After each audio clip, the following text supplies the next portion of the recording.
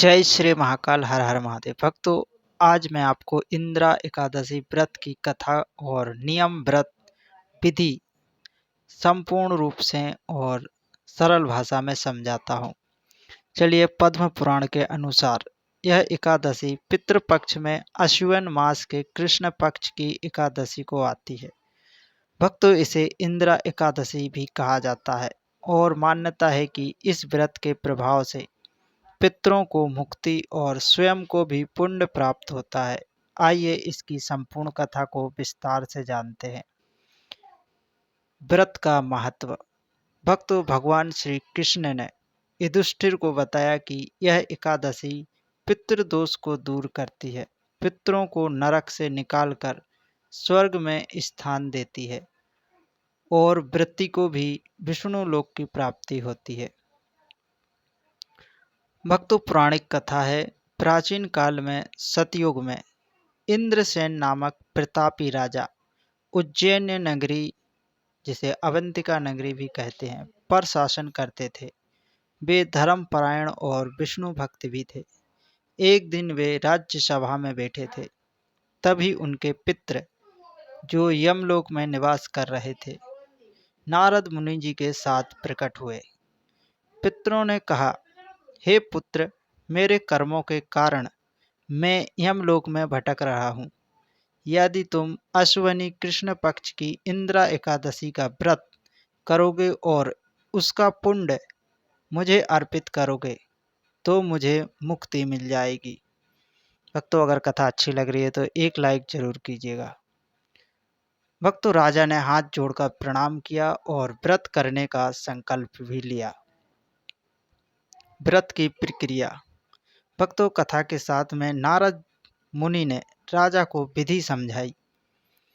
दसवीं तिथि से ही सात्विक आहार और ब्रह्मचर्य का पालन अति आवश्यक है। एकादशी के दिन प्रातः काल उठकर स्नान कर केशव का पूजन करें, यानी कृष्ण और भगवान विष्णु का पूजन करें। भक्तों, धूप दीप पंचामृत से भगवान श्री विष्णु की पूजा कर ओम नमो भगवते वासुदेवाय मंत्र का जाप करें। भक्तों, दिन भर उपवास रखकर रात्रि में जागरण भी करें और विष्णु नाम का कीर्तन करते रहें। द्वादशी को ब्राह्मण को भोजन कराकर दक्षिणा दें, फिर स्वयं फल आहार करें। व्रत का पुण्य अपने पितरों को समर्पित करें, संकल्प के अनुसार। भक्तों, राजा इंद्रसेन ने नारद जी के बताए हुए अनुसार व्रत किया और पुण्य अपने पितरों को समर्पित किया। भक्तों, जिसके परिणाम स्वरूप उनके पितृ को दिव्य विमान प्राप्त हुआ और वे विष्णु लोक को चले गए। स्वयं राजा भी जीवन के अंत में विष्णु धाम को गए। भक्तों, संक्षेप में श्रद्धालुओं के लिए एक संदेश है। इस व्रत का मूल उद्देश्य अपने पितरों की आत्मा को शांति और मोक्ष दिलाना है। व्रती को भी पापों से मुक्ति और धन संपत्ति का आशीर्वाद मिलता है। भक्तों, श्रद्धा पक्ष में यह एकादशी विशेष रूप से महत्वपूर्ण मानी जाती है। भक्तों, इसका निष्कर्ष आपको बताऊं, अश्विन कृष्ण पक्ष की इंदिरा एकादशी का व्रत श्रद्धा, भक्ति और विधि विधान से करने पर पितृ तृप्त होकर स्वर्गलोक को प्राप्त होते हैं और व्रती को भी विष्णु प्रसाद तथा मोक्ष की प्राप्ति होती है। भक्तों, इंदिरा एकादशी की एक और प्राचीन कथा आपको सुनाता हूँ, जिससे आप लोग सही ढंग से समझ पाएंगे। स्कंद पुराण में और विष्णु पुराण खंड में वर्णित अत्यंत प्राचीन काल में महिष्मती नामक नगरी में एक शिवाश्रव नामक एक तपस्वी और धर्मनिष्ठ राजा राज्य करते थे। वे विष्णु भक्त और प्रजा के रक्षक थे, परंतु उनके पितरों में से एक पूर्वज अपने सांसारिक पापों के कारण यमलोक की कठोर यातना भोग रहे थे। भक्तों, सपने में संदेश। एक रात्रि राजा ने देखा कि उनका पितामह बहुत दुखी स्वर में उनसे कुछ कह रहा है।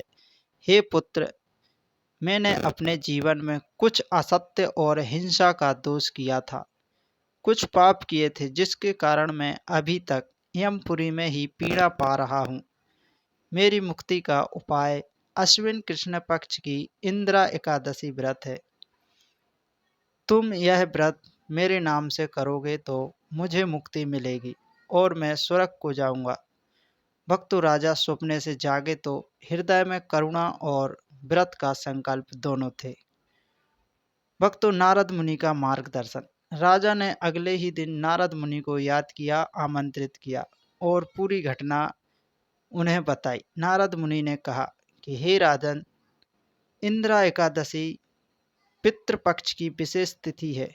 इस दिन उपवास, रात्रि में जागरण और विष्णु स्मरण करने से पितर नरक से मुक्त होते हैं। तुम दशमी से ही सात्विक आहार, ब्रह्मचर्य और हरि नाम संकीर्तन करो। एकादशी पर भगवान विष्णु का पूजन कर व्रत का पुण्य अपने पितरों को अर्पित करो।